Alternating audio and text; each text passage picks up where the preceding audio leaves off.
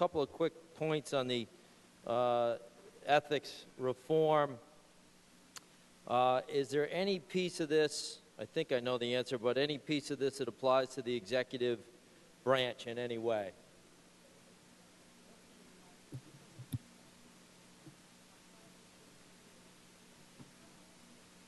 This applies to each member of the legislature and statewide elected officials.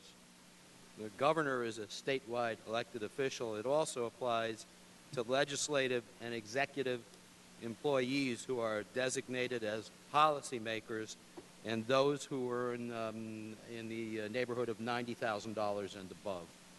Okay, thank you. And as does pension forfeiture. Pension forfeiture as well. Thank Yes.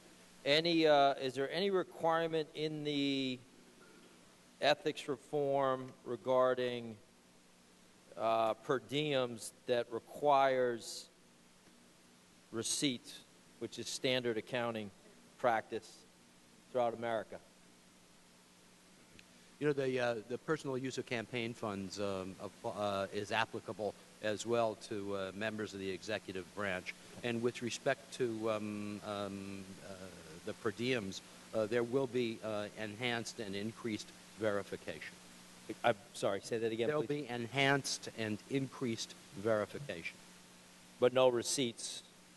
Under certain circumstances, it would probably, under certain circumstances, it would definitely be advisable to keep receipts. I understand it'd probably always be advisable, given the climate we're in, but no requirement under statute that we provide receipts. This isn't a matter of statute. Okay. Well, let me backtrack. It could be a matter of statute if someone's charged with a violation of criminal law, but these are matters of in-house policy, and the Speaker will be establishing further descriptions of policy with respect to this subject matter. Okay, thank you. So anything in this ethics reform that would, for example,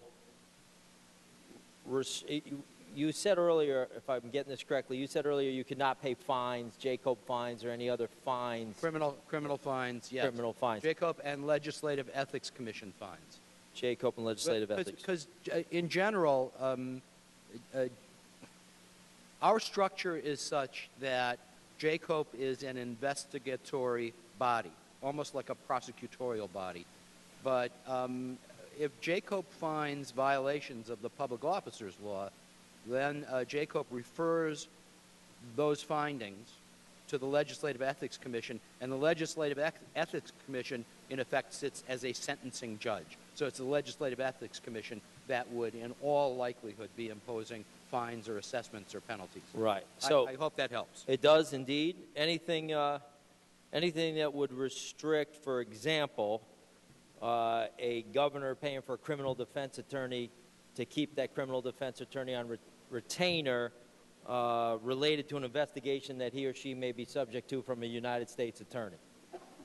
Mr. McLaughlin, we have nothing specifically addressing that precise issue in the bill. Thank you, Mr. Levine.